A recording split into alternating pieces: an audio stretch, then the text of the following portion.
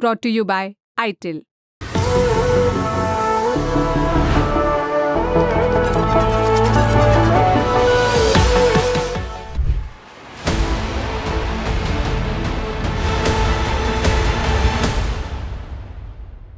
ये तस्वीरें हैं भारत की सबसे प्रदूषित नदियों में से एक यमुना नदी की।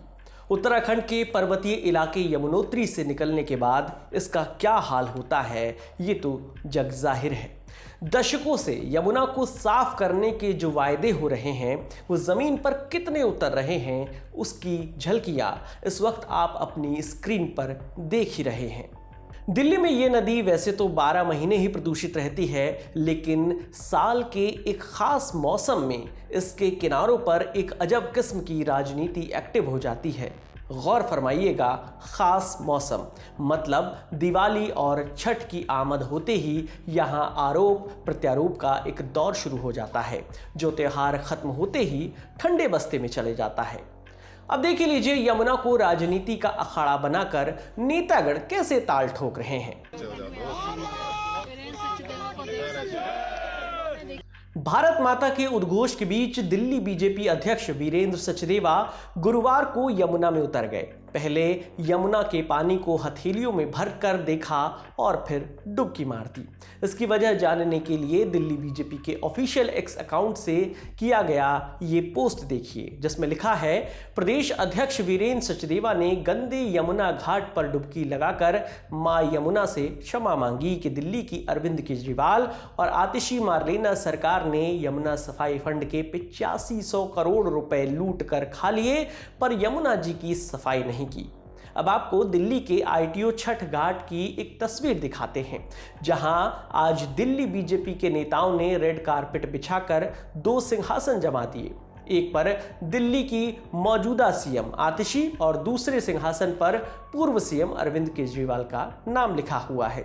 सिर्फ इतना ही नहीं, बीजेपी की ओर से आतिशी और अरविंद केजरीवाल को यहां आने का चैलेंज भी दिया गया। मैं कह रहा था ना, उनको बुलाया मैंने, अगर दिल्ली की परवाह होती तो यहाँ आती, साथ चलती मेरे। अरविंद केजरीवाल आते ना, उन्होंने कहा था कि मैं डुबकी लगाऊंगा, लगाते डुबकी। जरा देखें यमुना की क्या हालत है। बीजेपी की इन राजनीतिक क्रीड़ाओं के जवाब में आम आदमी पार्टी की ओर से भी प्रतिक्रियाएं आने लगी। केजरीवाल की पार्टी के नेता वीरेंद्र सचदेवा के डुबकी मूव को नौटंकी बताने लगे।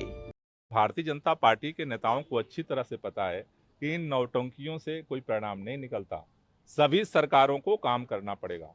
उत्तर प्रदेश से जो कालुंदी कुंज में गंदा पानी छोड़ा जाता है, उसकी सफाई कौन करेगा? देखिए, ये बहुत गलत बात की वीरेंद्र सचदेवा जी ने कि यमुना से तो माफ़ी मांगी मगर गंगा से नहीं मांगी। जहां लाखों करोड़ रुपए केंद्र सरकार ने खर्च कर दिए और कहा गया था कि गंगा को साफ करेंगे, वो गंगा आज भी उतनी मैली है। और इनके पास तो सारी शक्तियां हैं। इनके पास तो हरियाणा इनके पास, उत्तर प्रदेश इनके पास, उत्तराखंड इनके पास, बिहार इनके पास। ये तो यमुना को की जगह गंगा को भी जो है पूरा साफ कर सकते थे। हमने आपको शुरू में बताया था कि यमुना को लेकर इस तरह की बयानबाजियां और आरोप प्रत्यारोप के राजनीतिक हथकंडे हर साल देखने सुनने को मिलते हैं। पिछले साल 16 अक्टूबर की तारीख का ये वीडियो देखिए। दिल्ली बीजेपी के अध्यक्ष वीरेंद्र सचदेवा और बीजेपी सांसद मनोज तिवारी नाव पर सवार होकर यमुना की स्थिति का जायजा लेने निकल पड़े थे। उस दिन बीजेपी सांसद मनोज तिवारी नाव के चप्पू से झाग उठाकर इसका गहन विश्लेषण करते हुए भी नजर आए थे। साल 2023 का एक और किस्सा याद दिलाते हैं आपको। तारीख थी 22 मार्च। दिल्ली विधानसभा में साल 2023-24 का बजट पेश किया गया। इसके बाद मुख्यमंत्री अरविंद केजरीवाल ने एक प्रेस कॉन्फ्रेंस करके बताया कि यमुना की सफाई के लिए 6 सूत्रीय कार्य योजना बनाई गई है। सरकार इस योजना पर काम करेगी। केजरीवाल तो यहां तक कह गए कि 2025 के विधानसभा चुनाव से पहले वो यमुना में डुबकी लगाएंगे। मैंने आपको एक प्रॉमिस किया हुआ है कि अगले चुनाव के पहले आपके साथ यमुना में डुबकी लगाऊंगा, वो कर दूंगा। हाँ, अगले 2025 का जो चुनाव है। भारतीय जनता पार्टी केजरीवाल की यमुना को लेकर किए गए इन्हीं दावों को लेकर उन पर अब हमलावर हो रही है। दूसरी ओर दिल्ली की मुख्यमंत्री आरोप लगा रही हैं कि यमुना के प्रदूषण और दिल्ली की हवा के प्रदूषण के पीछे का कारण भाजपा की गंदी राजनीति है। हरियाणा और पंजाब अपना अनट्रीटेड वेस्ट यमुना भेज रहे हैं। आज दिल्ली के पानी में, यमुना में प्रदूषण क्यों हो रहा है? क्योंकि हरियाणा और उत्तर प्रदेश अपना इंडस्ट्रियल अनट्रीटेड वेस्ट यमुना नदी में भेज रहे हैं, वजीराबाद बैराज पे भेज रहे हैं, कालिंदी कुंज बैराज पे भेज रहे हैं। कैसे सिर्फ अभी दिवाली और छठ के समय बन रही है? क्योंकि जानबूझकर इस समय हरियाणा और यूपी का गंदा पानी, इंडस्ट्रियल वेस्ट का पानी दिल्ली भेजा जा रहा है। आतिशी के इन आरोपों के जवाब में हरियाणा के मुख्यमंत्री नायब सिंह सैनी क्या कह रहे हैं, वो भी सुनिए।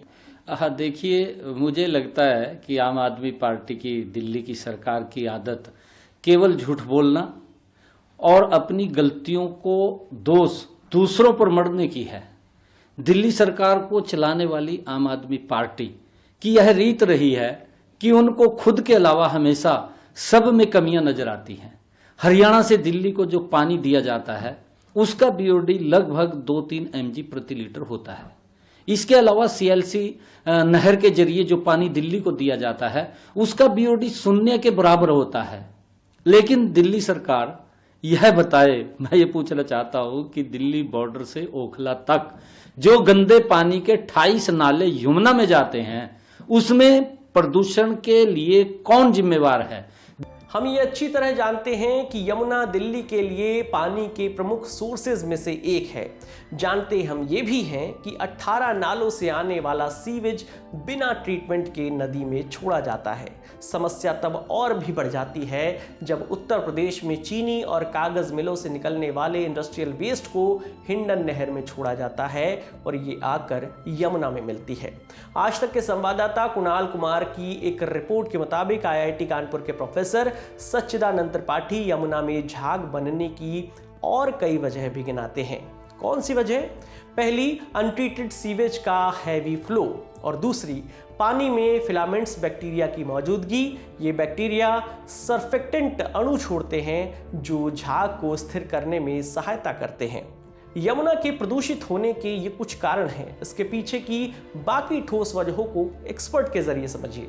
हमने फिर से देखा है कि यमुना में बहुत सारा झाग दिख रहा है और ये पहली बार नहीं हुआ है। साल में, इसी साल दर्जनों बार फ्रॉथ पाया गया है यमुना में और हम इसके बारे में चर्चा तभी करते हैं जब फ्रॉथ बढ़ जाता है। सच्चाई ये है कि पूरे साल जो है यमुना प्रदूषित रहती है। यमुना का पानी जो है वो ई क्लास है, जिसका मतलब है कि वो सिर्फ इंडस्ट्रियल कूलिंग के लायक है, वो जानवरों के नहाने के लायक नहीं है और वही जो है हमारे दिल्ली का या दिल्ली के डाउनस्ट्रीम में लोगों का पीने का पानी बनता है। इसके सोर्सेस ज्ञात है, सरकार को भी ज्ञात है, क्योंकि ये म्युनिसिपल वेस्ट जो 17 नाले हैं जो कैरी करते हैं, लगभग 3500 मिलीलीटर वेस्ट वाटर जो है, म्युनिसिपल वेस्ट वाटर जो है वो नदी के अंदर हर रोज जाता है। साथ ही साथ जो इंडस्ट्रियल हब्स हैं, जो इंडस्ट्रीज हैं जिनको साफ पानी जो है ट्रीट करके, जिसको कहते हैं हम एफलुएंट ट्रीटमेंट प्लांट के बाद का पानी डालना चाहिए, तो इंडस्ट्रियल पोल्यूटेंट्स हैं, म्युनिसिपल पोल्यूटेंट्स हैं, एग्रीकल्चरल वेस्ट है, ये सारे कारण हैं जो नोन सोर्सेस हैं, वर्षों से नोन सोर्सेस है, जिसके कारण यमुना की स्थिति इतनी भयावह है।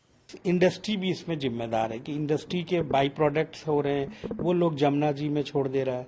तो अब जमुना नदी में क्या होगा? जब तक जमुना दिल्ली से बाहर रहती है बहुत क्लीन होती है, लेकिन जहां दिल्ली में एंटर करता है जमुना खराब हो जाती है। उसका रीजन ये है कि जमुना में सारे इंडस्ट्रियल वेस्ट आ जा रहे हैं, तो डेफिनेटली वो टॉक्सिक हो रहा है।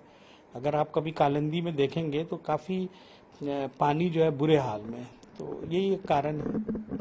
कारण तो आपने समझ लिए, अब ये भी जान लीजिए कि झाग वाले पानी में हैवी मेटल्स और ऐसे हानिकारक रसायन होते हैं जिसके संपर्क में आने पर त्वचा में जलन और कई जटिल स्वास्थ्य संबंधी समस्याएं भी हो सकती हैं। दिल्ली के यमुना किनारे बसे इलाके में रहने वाले इन समस्याओं से जूझ भी रहे हैं। सुनिए इनको एक बार। बहुत रिस्क है क्योंकि पानी भी तो फिल्टर होके हम ही को पहुंचता यही है, कहीं और से तो आता नहीं है, तो फिल्ट्रेशन भी कितना सटीक हो रहा है वो नहीं पता, क्योंकि हमें ग्राउंड लेवल वाटर तो है नहीं, जो भी है यमुना का वाटर है तो है। मतलब देखा जाए अगर कंपेयर करेंगे तो हमारी लाइफ स्पैन कम हो गई है दिल्ली में, और हम दिल्ली छोड़ नहीं सकते क्योंकि जॉब यहीं पे ही है, सब कुछ यहीं पे ही है। अब सवाल ये है कि यमुना की सफाई के लिए क्या कदम उठाए जा रहे हैं। 22 अक्टूबर को दिल्ली सरकार में मंत्री गोपाल राय ने बताया था कि नदी में डिफोमर का छिड़काव करके झाग कम किया जा रहा है। आज तक की एक रिपोर्ट के मुताबिक अधिकारियों को रेगुलर अपडेट देना, इंजीनियर्स को हर 2 घंटे में कालिंदी कुंज में यमुना के बहाव की तस्वीरें अपलोड करने का काम सौंपा गया है। इसके अलावा यमुना को साफ करने के लिए क्या और उपाय किए जा सकते हैं, वो एक्सपर्ट से जानिए। देखिए, सरकार को एक इच्छा शक्ति होनी बहुत जरूरी है, एक कोलैबोरेटिव तरीके से, क्योंकि नदी जो है बहुत सारे राज्यों से गुजरती है। साथ ही साथ जो है दिल्ली सरकार ने की ये प्रायोरिटी होनी चाहिए कि हम नदी को कैसे साफ करें, नदी को हम कैसे ठीक करें। नदी हो सकता है कि रातों रात साफ ना हो, लेकिन अगर एक लॉन्ग टर्म और मीडियम टर्म प्लान बने, उसके लिए एक पॉलिटिकल अर्जेंसी दिखे, तभी नदी साफ हो सकती है। नदी साफ होना पॉसिबल है। बहुत सारी नदियां विश्व में प्रदूषित हुई थी, लेकिन राजनीतिक इच्छा शक्ति और प्रायोरिटी और कोलैबोरेटिव काम से, समन्वय बना करके अगर काम करें तो नदी साफ हो सकती है। उसके लिए सरकार को एक दृढ़ निश्चय और दृढ़ता से आगे बढ़ना पड़ेगा, ना कि दोषारोपण की राजनीति करनी पड़ेगी। एक बात तो साफ है कि बिना राजनीतिक इच्छा शक्ति के यमुना को गंदगी से निजात दिलाना लगभग नामुमकिन है। इस सच्चाई के साथ हम आपसे विदा लेते हैं कि दिल्ली में इस बार भी हम जहरीले झाग के बीच छठ पर्व मनाने जा रहे हैं। इस पूरे मुद्दे पर आपकी जो भी राय है आप हमें कमेंट सेक्शन में जरूर बताइएगा। आपके लिए तमाम जानकारी लेकर आए थे हमारे साथी नीरज। मेरा नाम विकास वर्मा है। देखते रहिए दी लल्लन टॉप। शुक्रिया।